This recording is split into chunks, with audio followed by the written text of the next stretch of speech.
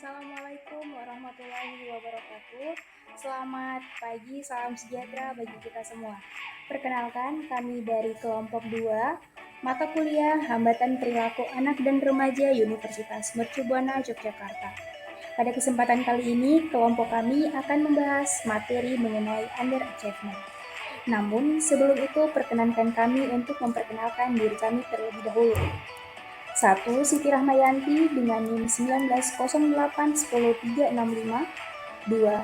Doras Juwita Siregar dengan NIM 1908-10043.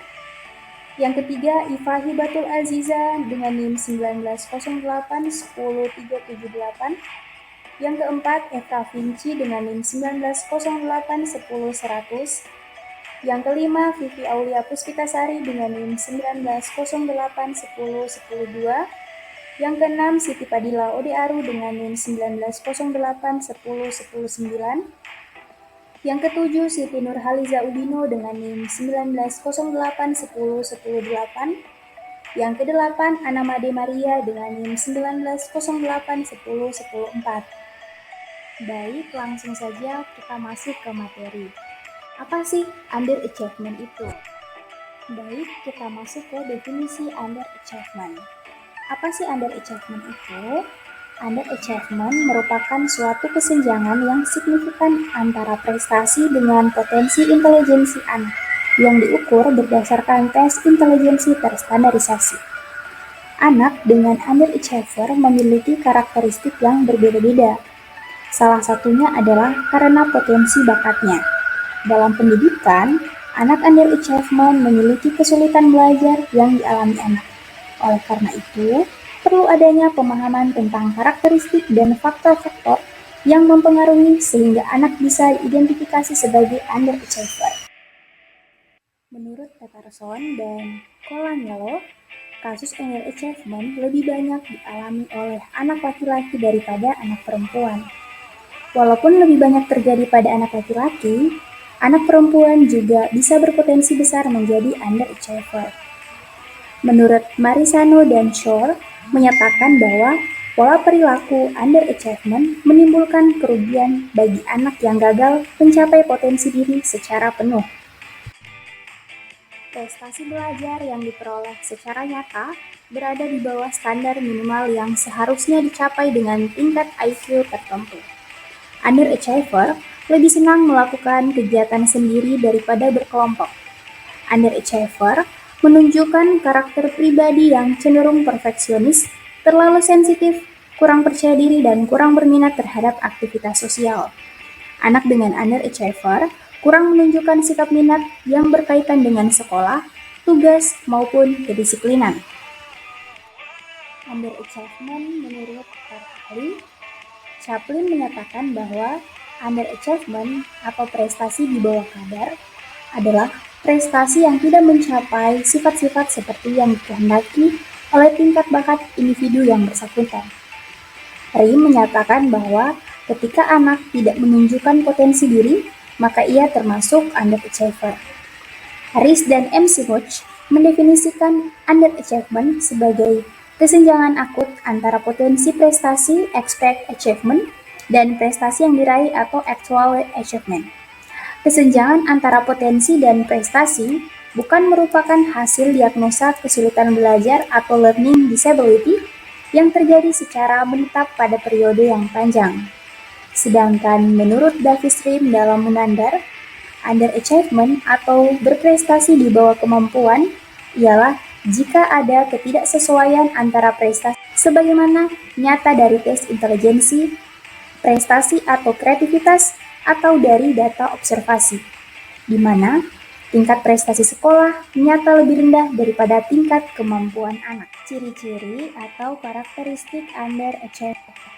Menurut Whitmore dalam Munandar menyebutkan ada beberapa kriteria yang biasanya ada pada siswa, yaitu sebagai berikut. 1. Nilai rendah pada prestasi. 2. Mencapai nilai rata-rata atau di bawah rata-rata kelas dengan keterampilan dasar membaca, menulis, dan berhitung. Yang ketiga, pekerjaan sehari-hari buruk. Yang keempat, memahami dan mengingat konsep-konsep dengan baik jika berminat. Yang kelima, kesenjangan antara tingkat kualitatif pekerjaan lisan dan tulisan secara lisan lebih baik. Yang keenam, pengetahuan faktual yang sangat luas. Yang ketujuh, daya imajinasi kuat. Yang kedelapan, selalu tidak puas dengan pekerjaannya.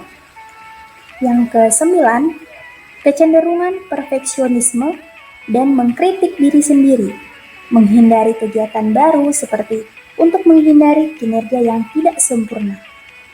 Yang kesepuluh, menunjukkan prakarsa lain, mengerjakan proyek di rumah yang dipilih diri sendiri. Yang kesebelas, mempunyai minat luas dan keahlian yang khusus dalam suatu bidang penelitian. Yang ke-12, rasa harga diri rendah, nyata dalam kecenderungan untuk menarik diri atau menjadi agresif di dalam kelas. Yang ke-13, tidak berfungsi konstruktif di dalam kelompok.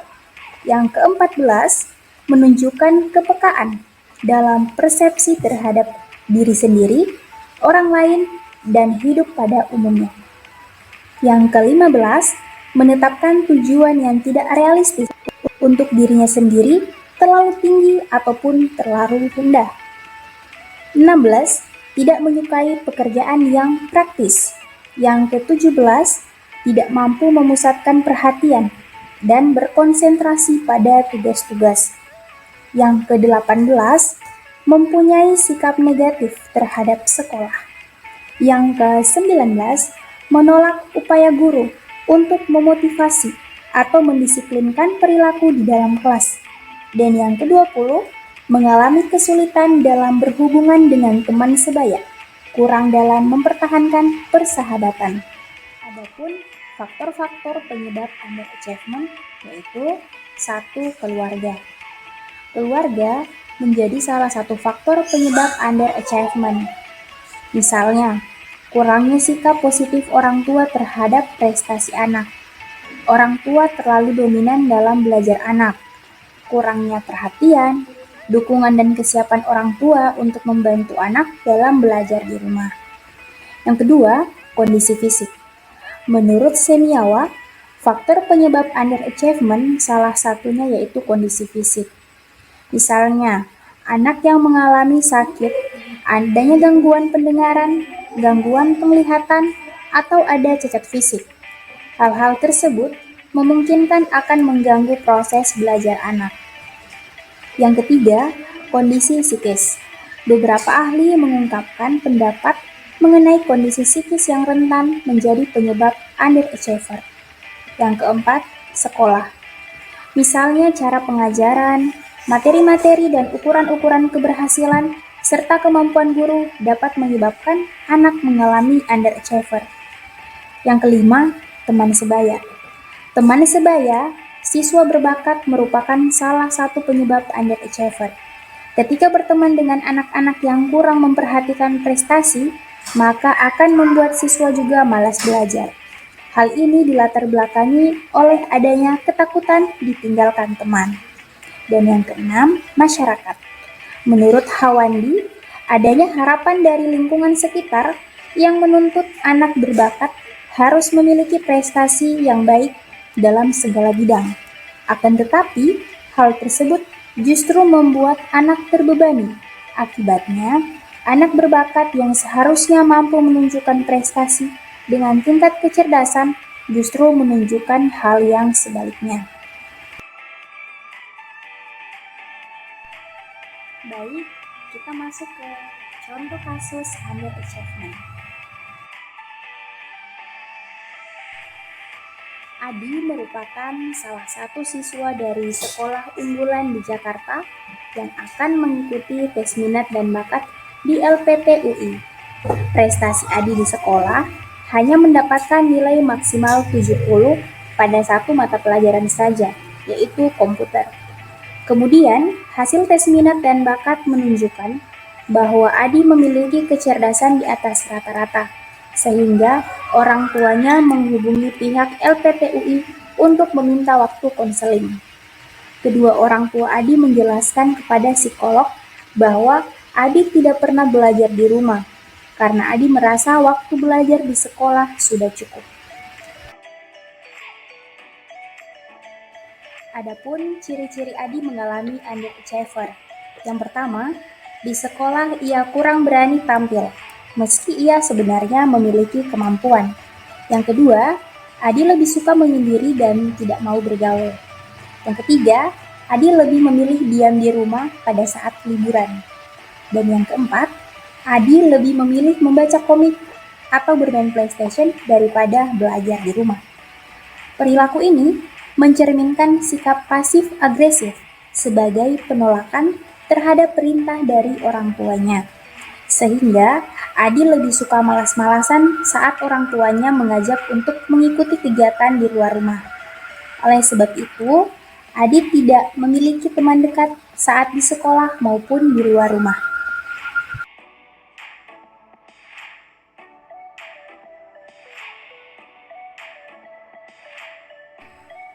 Adapun faktor penyebab dari underachievement terbagi menjadi dua. Yang pertama, faktor penyebab yang berasal dari rumah, dan yang kedua, faktor yang berasal dari luar rumah atau lingkungan. Faktor penyebab yang berasal dari rumah. Situasi keluarga yang tidak stabil atau bergantung pada orang tua. Misalnya, ibu yang selalu mengambil keputusan untuk anaknya, ataupun ayah yang kurang menghargai prestasi anaknya. Yang kedua, faktor penyebab yang berasal dari luar rumah atau lingkungan. Anak yang bersekolah dengan standar sangat tinggi akan membuat kepercayaan diri anak turun, sehingga kurang memiliki pengalaman keberhasilan. Begitupun dengan perlakuan seorang guru. Apabila seorang anak memiliki keterampilan di sekolah, namun gurunya tidak memberikan apresiasi terhadap anak tersebut. Adapun tugas orang tua terhadap kasus underachiever tadi, yang pertama, komunikasikan harapan yang tinggi terhadap anak dengan rasa cinta, penuh pujian, kebanggaan, dan respect. Yang kedua, cari bantuan konseling untuk anak dan seluruh keluarga jika diperlukan. Diharapkan adanya perubahan karena dukungan dari seluruh keluarga. Dan yang ketiga, bantu anak mengelola waktu dan menetapkan sistem prioritas. Intervensi dalam kasus underachievement. Yang pertama, bimbingan dan konseling. Scherzer dan Stone merumuskan bimbingan sebagai suatu proses membantu orang untuk memahami dirinya dan lingkungan hidupnya. Diharapkan dengan proses ini akan menghasilkan pembentukan dan penjelasan tujuan dan nilai perilaku di masa datang. Konseling membantu untuk memahami diri sendiri, keadaannya sekarang, dan kemungkinan keadaannya masa depan yang dapat ia ciptakan. Bimbingan dan konseling untuk anak underachievement mengutamakan penekanan pada jenis kegiatan seperti yang pertama, bimbingan pribadi sosial, yang kedua, bimbingan belajar, dan yang ketiga, bimbingan karir.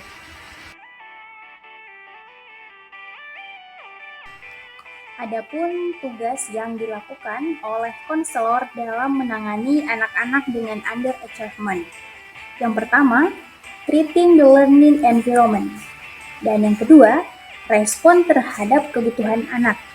Yang ketiga, menyeimbangkan antara kegiatan bersama dan kegiatan yang bersifat individual. Yang keempat, bekerja sama dengan orang tua. Dan yang kelima, terbuka kepada setiap anak. Dan yang kedua, token ekonomi. Modifikasi perilaku secara umum dapat diartikan sebagai hampir segala tindakan yang bertujuan untuk mengubah perilaku. Salah satu alatnya yaitu dengan token ekonomi. Program ini dilakukan dengan cara memberikan satu kepingan atau tanda bintang setiap kali perilaku sasaran sesuai pengkondisian. Untuk mendapatkan perubahan perilaku seketika, digunakan stimulasi aversif. Aversif merupakan suatu perilaku yang akan memperkecil kemungkinan diulanginya perilaku tersebut pada masa yang akan datang. Keunggulan prosedur hukuman diantaranya yaitu menghentikan dengan cepat, memudahkan diskriminasi perilaku yang harus dihilangkan oleh anak, dan yang terakhir, menjadi pelajaran bagi yang lain.